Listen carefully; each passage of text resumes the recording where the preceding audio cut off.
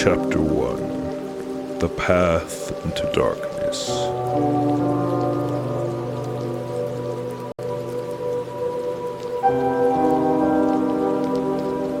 Scene 1 The Gate. The night was still, in a way only cursed lands ever were. Not peaceful, not calm, just waiting. A deep yellow moon hung low in the sky, swollen and watchful, its sickly light spilling across the ruined earth. Dead trees curled like skeletal hands along the edges of the graveyard path, their branches clawing at drifting mist. In the distance, beyond iron spires and jagged stone, the castle loomed. It did not rise, it watched. Its towers burned with a faint, unnatural blue glow, as though cold fire lived inside the stone itself. The light pulsed slowly through arched windows and broken battlements, breathing in quiet rhythms. The castle was not asleep. Each step toward the gate stirred the dead leaves beneath heavy leather boots. The sound was dull, muted, almost swallowed by the fog crawling low across the ground. The iron fence that bordered the graveyard stretched endlessly to either side, rusted and crooked, its spikes bent like broken teeth. Between the bars, shattered tombstones leaned at tired angles, names worn away by centuries of forgetting. And still, the figure walked. A long coat stirred with every step, dark fabric brushing against worn armor beneath. Chains wrapped loosely around one forearm glinted faintly in the moonlight. Etched links, heavy with purpose. A coil of leather rested across his back like a sleeping serpent. His movements were slow, measured, unhurried.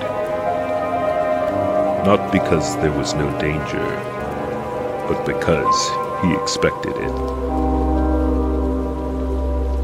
The massive iron gate stood closed ahead, taller than any man, thick with age and sin, bound in ancient locks shaped like snarling beasts. Blue light leaked through the seams between the bars. The air near them was colder, sharper, as if the world itself recoiled from what lay beyond. The wind shifted. Somewhere in the distance, a wolf cried, then fell silent too quickly.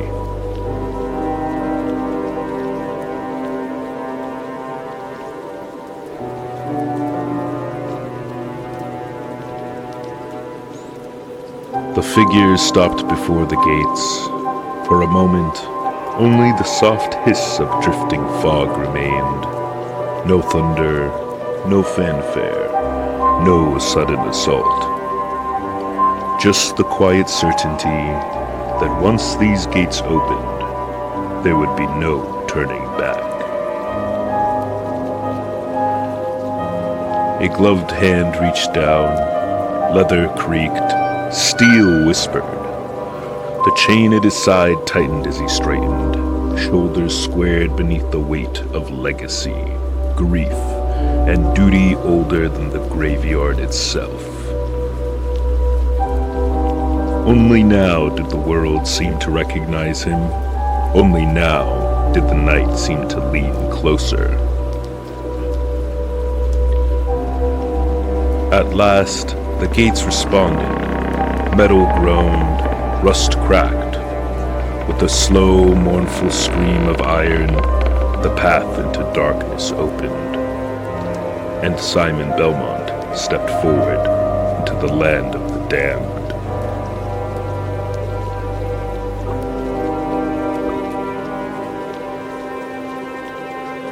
Scene 2. The Watching Graves. Stone replaced dirt beneath his boots, cold, uneven slabs worn smooth by centuries of neglect. The graveyard stretched wide and silent, wrapped in drifting fog that rolled down like pale breath across the earth. Iron fences bordered the path, their crooked bars sinking into shadow. Broken headstones leaned toward one another like conspirators whispering secrets they had no mouths left to speak.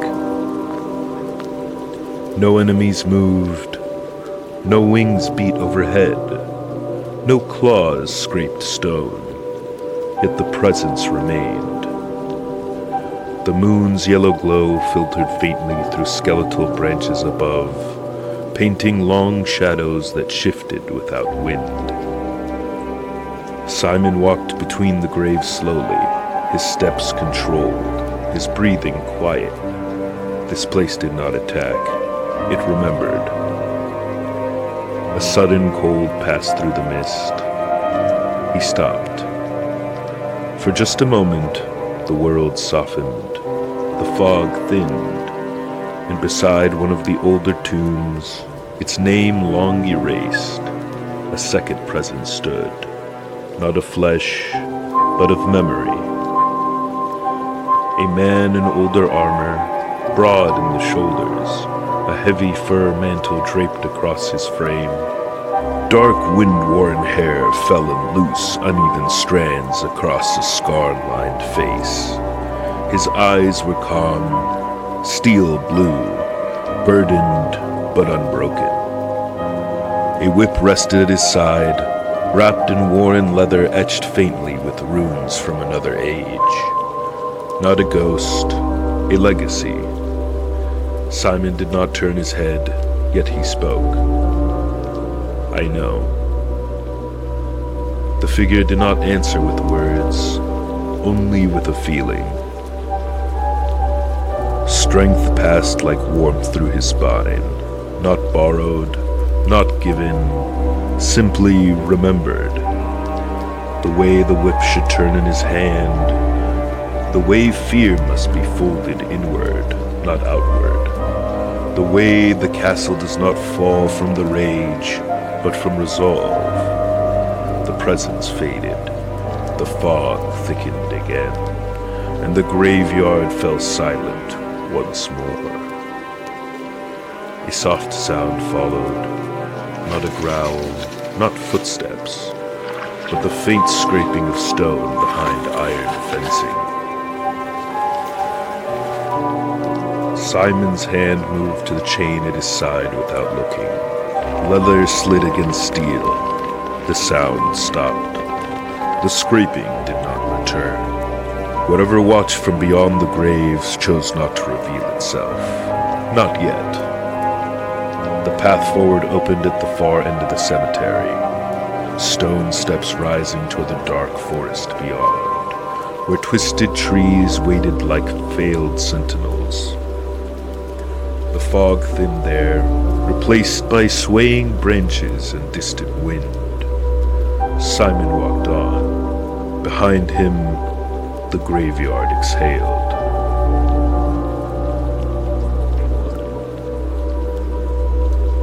Scene 3.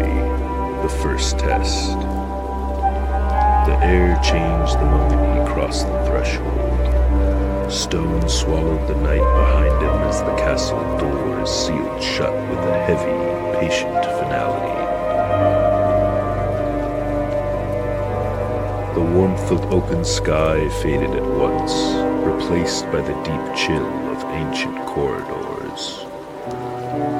Tall pillars lined the hall ahead, scarred, cracked, and impossibly old. Rising into the shadows that candles could not reach. Red drapes hung from the upper stone like torn banners of dried blood. They stirred gently, though no wind blew. Between the pillars, blue-green windows reflected nothing but darkness. Candlelight flickered along the walls in small, careful rows. Flames burned steady, too steady.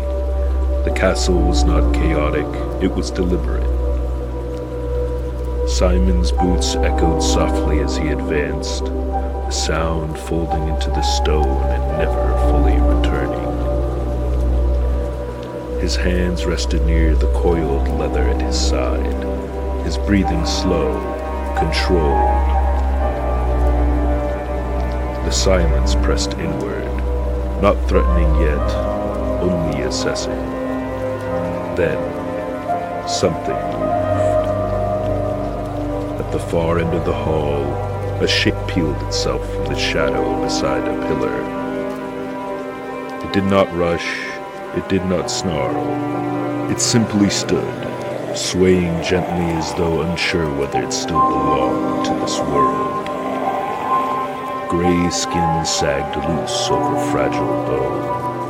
Empty eyes reflected candlelight without thought. Its limbs trembled with the memory of living movement. Another shape emerged behind it, then another. 3 figures drifted forward with slow devotion, their feet scraping softly across the stone. No hunger rushed them, no rage commanded them. They moved as if answering a bell only they could hear. A test. Simon stopped. For a moment, neither hunter nor dead thing claimed the silence. Then the leather whispered. His arm snapped outward in a clean, controlled arc. The chain unfurled through the air like a living line of fire. It struck the first corpse across the chest with a sharp crack of sound, and the body folded inward as if the whip had reminded it that it was already broken. The second staggered forward with shaking persistence. Another strike, another fall. The third reached toward him with slow, useless hands, never fast enough, never dangerous enough to matter. It fell without ceremony beneath the final snap of the whip. Silence returned. The candles did not flicker. The drapes did not stir. The castle offered no applause. Only the faint echo of his own breath lingered in the hall. Not a victory, only permission to proceed. Simon stepped forward once more, deeper into the corridors of the damned for the first time.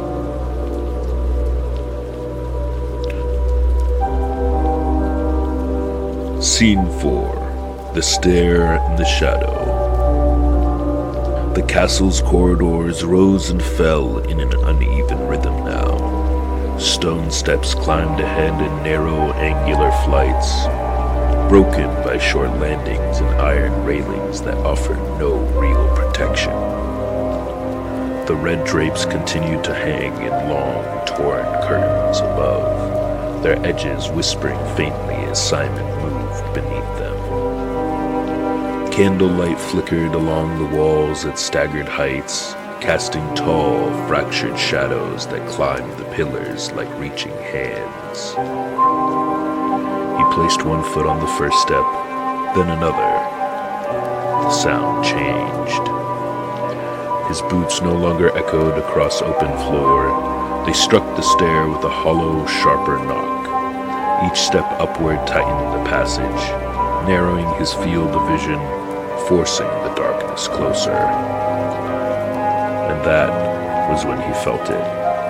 Not movement, not sound, attention. The air along the upper landing shifted, subtly, almost imperceptibly, like breath drawing in through hidden lungs. The candle nearest the railing trembled, its flame bending sideways for just an instant. Simon slowed. His grip tightened at his side. From the shadow above, something crouched low against the stone. Its shape barely separated from the darkness itself. Long, coiled, and patient. Eyes ignited briefly in the gloom, two dull embers burning with predatory intent. Then it moved. Stone exploded beneath its claws as the creature hurled itself down the stairs in a blur of sinew and fangs. It did not roar, it did not scream, it simply struck. A living weapon perfectly shaped for the hunt. Simon turned just as it closed the distance. Leather cracked through the air in a sharp diagonal arc. The first strike clipped bone and fur, but did not stop the momentum. The beast slammed into the railing in a burst of motion, rebounded, and lunged again, faster now, furious that its rhythm had been disrupted. Claws scraped stone inches from Simon's chest. The second strike landed true. The whip sang once, clean, precise, and the creature collapsed mid-motion, its form unraveling into nothing but drifting shadow and fading echo. Silence rushed back in, but it did not last. Another presence stirred above him, then another. The castle had stopped testing his patience. Now it tested his reflexes. Simon stepped upward into the narrow rise of the stairway once more, shoulders squared, breath steady. But the stillness he carried within now moved faster, because the castle had learned something, and so had he.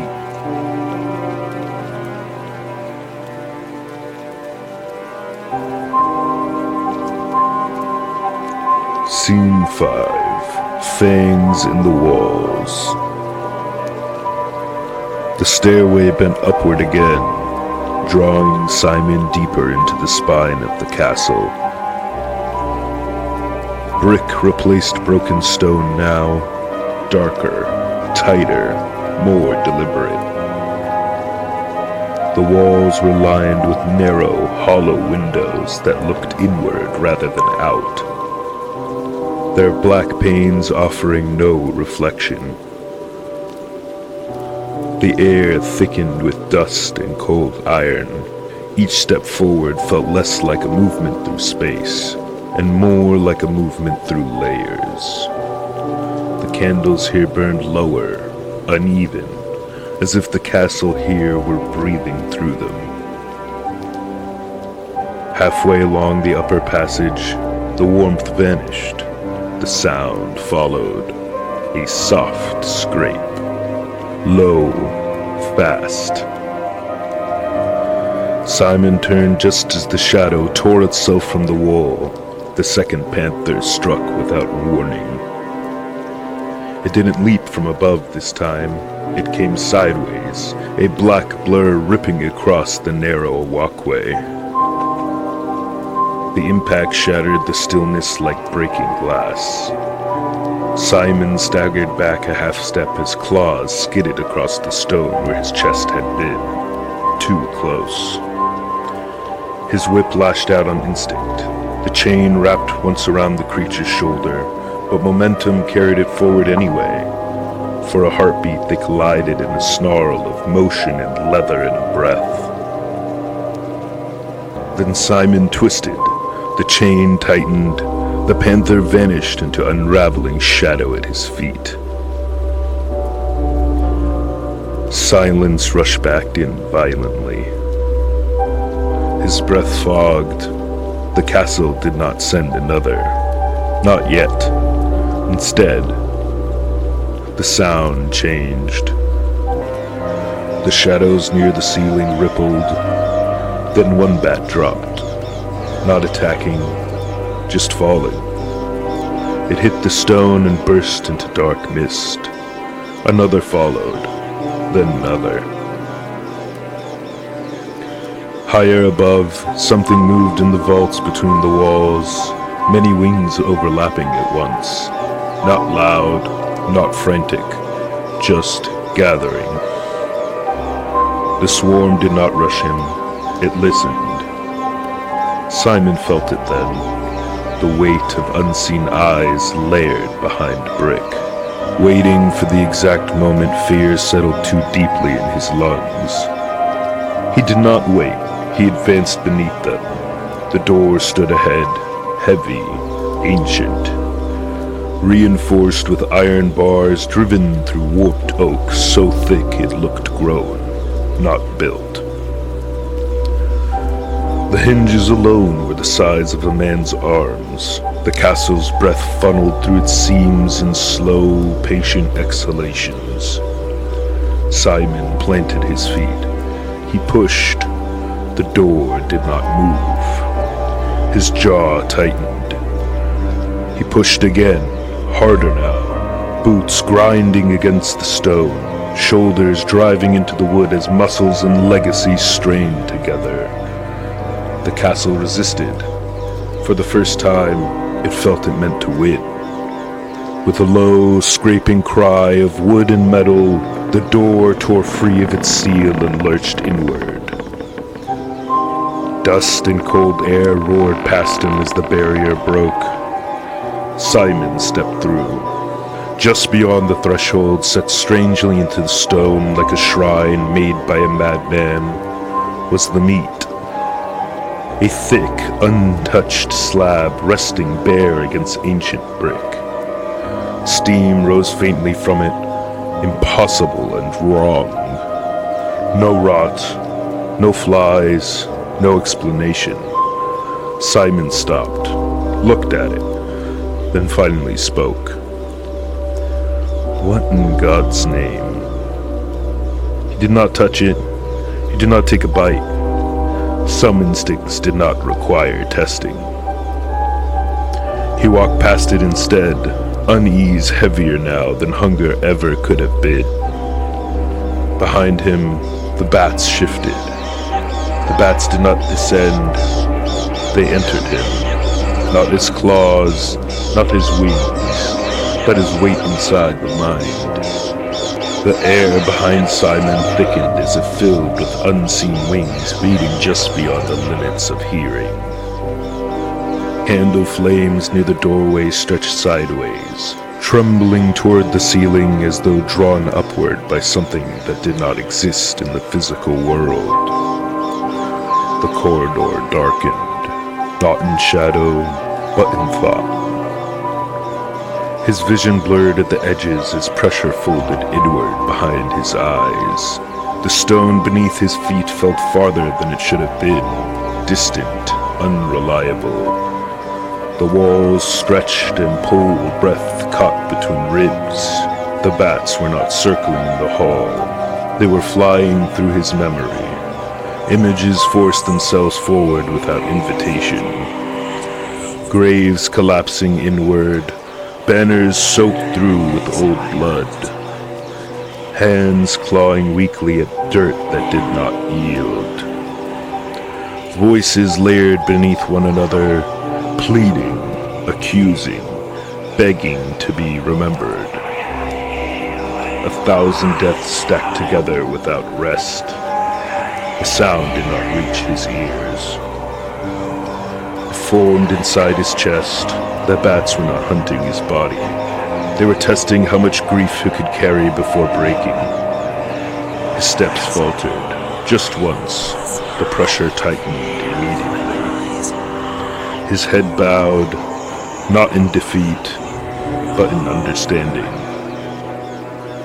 From beneath his armor, from within a small leather pouch worn close to his chest, untouched by rot or time, he drew forth a simple strand of beads.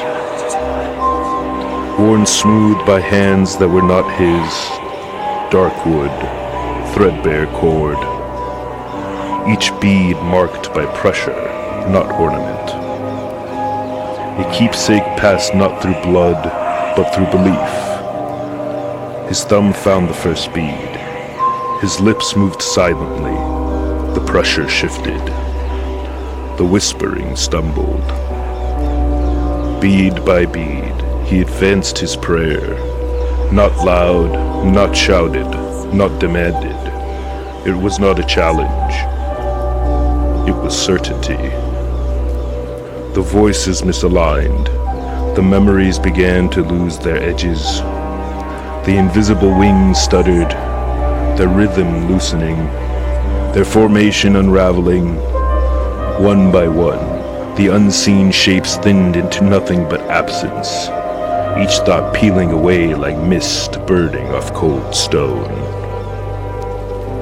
The bats were not destroyed, they were denied.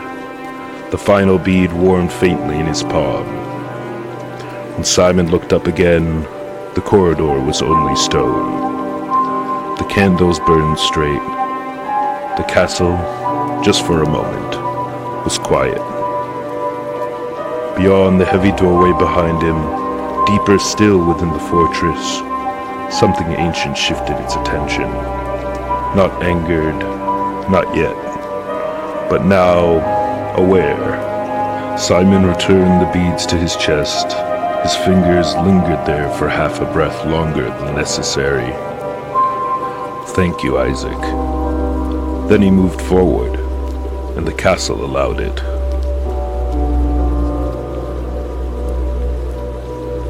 Scene 6. The water that whispers.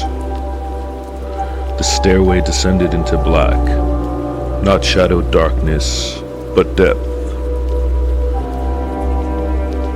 Stone steps narrowed as they dropped, their edges slick with condensation that had never dried. The sound as Simon's boots changed again, each step striking hollow and wrong, as though the castle's bones were thinning beneath him. The air grew wet, cold, heavy with the scent of stagnant water and something older beneath it. Below, a vast pool stretched outward beneath the stone path, black, still, and waiting. The bridge that crossed into it was incomplete, broken stone ending in open nothing. On the far side, the corridor waited silently. A single leap stood between him and solid ground. Simon crouched, measured the distance. The bats were gone, the voices were gone, only the water remained. He jumped. For one suspended breath, the world stopped. Then, the water moved. Hands burst upward like hooks tearing through flesh, slick webbed fingers wrapping around his leg mid-air. The impact dragged him sideways instead of forward. Stone shattered beneath his shoulder as he struck the edge, and then the water swallowed him whole. Cold exploded through his body, not chill, shock. He sank. The surface vanished above him as weight crushed inward from all directions. The gillmen closed in immediately, twisted silhouettes cutting through the dark with terrible grace. Their eyes glowed faintly blue beneath rippling skin. Their mouths opened, and they spoke, not aloud, inside him. You carry death in your blood. You walk where none should follow. The castle will grind you into memory like the rest. Their voices layered together like drowned choirs, echoing inside his ribs. Webbed hands tightened around his limbs. One wrapped an arm around his chest from behind him, pulling him deeper. Another seized his hair, another his throat. Stay, sink, be quiet forever. Simon's vision flared white at the edges. The pressure inside his lungs ignited into panic. Then he remembered the heat.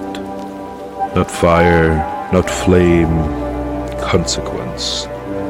His free hand slammed against the beads beneath his armor, not in prayer this time, but in command. His other hand clutched around the sigil bound to his belt, and he forced breath through water that did not wish to release it. The water screamed, not like sound, like boiling thought. Heat surged outward from Simon's body in a violent pulse. The pool erupted into rolling turbulence as the temperature around him spiked beyond nature. Gill flesh blistered. Voices turned into shrill, breaking shrieks as the creatures recoiled. Hands released him all at once. Simon kicked upward through rising scald and shadow, breaking the surface in a violent gasp. Steam rolled off the water as he hauled himself against stone, with burning arms and blood-slicked fingers. He dragged himself onto the ledge. The gillmen followed.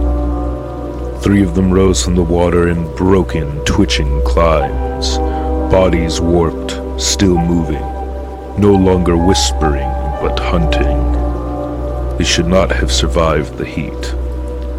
The castle does not waste its dead. Simon rose unsteadily. His whip cracked once. The first gillman came apart in wet, unraveling sections as the chain tore through his neck and shoulder. The second lunged low, too slow. The strike caved its skull inward. The third hesitated, just long enough to be erased, silently crushed down again. The water below stilled, still steaming faintly, as though remembering pain. Simon stood on trembling legs above it, chest heaving, soaked and steaming in the cold air. He did not look back. He did not speak. The castle had taken his breath. It would not take his will. He stepped forward along the narrow stone once more. The castle repeated itself. Stone, steps, shadows, the same dead things rising in familiar places. Simon moved through them without thought now, whip snapping, bodies falling. Silence returning. His arm remembered the rhythm even when his mind wandered elsewhere. The repetition became almost cruel in its consistency, as if the castle were saying, "You already know this part." Between one corridor and the next, he stepped over the cooling remains of what had once tried to stop him. His thoughts returned to the water. Not the pain, the voices. He had heard taunts before, from cultists, from dying men, from creatures that wore stolen mouths. But those whispers had not tried to frighten him. They had tried to define him. "You carry death in your blood." The words clung like wet cloth. He had always known what his bloodline was built for, what it demanded, what it swallowed. But hearing it spoken by something that lived inside the castle felt different, less like accusation, and more like recognition. He wondered briefly how many Belmonts had stood where he stood now, how many had felt his exact weight. How many had crossed these stones believing they would return? His hand brushed the leather at his side, the beads beneath his armor. Trevor's shadow in the graveyard, Isaac's quiet faith against the dark. He was not alone in this place, but he was the only one still breathing. The castle shifted around him again. The air thinned. The sound changed. A wide open chamber awaited ahead. High ceiling, unbroken darkness above, and something vast moving within it. Simon slowed, not out of fear, out of respect for what was about to notice him. Whatever waited in that void was not another test. It was an announcement. Scene 7. The Sky That Hunts. The chamber was too tall. Its ceiling rose beyond candlelight. swallowed by a blackness so complete it bent sound itself. The walls curved outward into a vaulted cathedral of stone and shadow. No banners hung here, no torches lined the edges. Only open air, only depth, only waiting. Simon stepped forward slowly, his footsteps echoing once, then vanishing before it could return. Something moved above, not wings, mass. A slow current disturbed the darkness overhead, like a tide shifting behind the sky. Dust drifted down in faint spirals from somewhere far beyond sight. The air thickened with the scent of damp rot and iron. Then the scream came, not loud, wide. It rolled across the chamber like pressure breaking through a sealed world. The sound folded back on itself, bouncing from wall to wall until it no longer felt like noise at all, only vibration inside bone. The darkness detached itself. Two eyes ignited high above, vast, distant, and burning with predatory calm. The giant bat descended.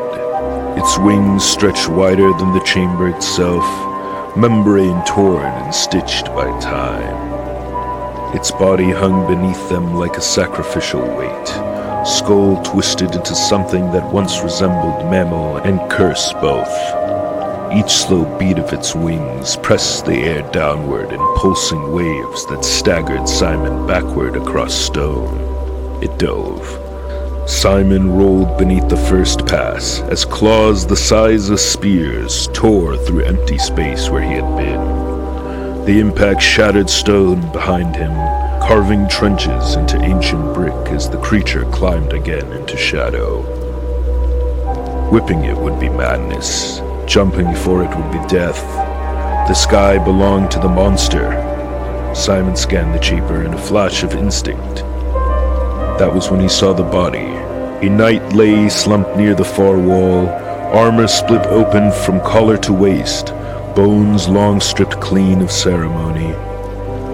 One arm was pinned awkwardly against the stone by the head of a weapon driven deep into brick. An axe. Its blade glowed faintly violet in the dark. Not enchanted by brilliance, but by intention. The bat screamed again, closer this time, and Simon ran. The wind from the next dive lifted his cloak as he reached the body, ripping the axe free with a grunt of effort as stone cracked and dust fell loose around him. The weapon hummed in his grip with restrained violence. The bat wheeled overhead. Simon did not raise his whip. He did not jump. He waited. The creature turned in the air, lining its shadow directly over him, and began its final descent. The axe left his hand in a single spinning arc of silver and violet. It climbed higher, higher, then cut. The blade struck through wing and joint in a burst of corrupted blood and shrill sound. The giant bat convulsed mid-air, its scream shattering into broken fragments as if spiraled out of control.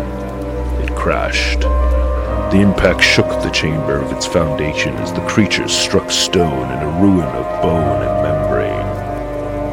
Dust thundered from the walls. The sky fell silent all at once. The bat did not rise again. Only steam coiled faintly from its corpse. Simon stood still for several breaths, chest rising and falling in slow recovery. He crossed the chamber and reclaimed the axe from ruined flesh. The violet glow dimming now that its purpose had been fulfilled. He did not celebrate, he did not speak. The castle did not retreat. But somewhere far deeper than stone, something listened a little more closely than before. Simon turned toward the passage beyond the fallen sky and continued forward.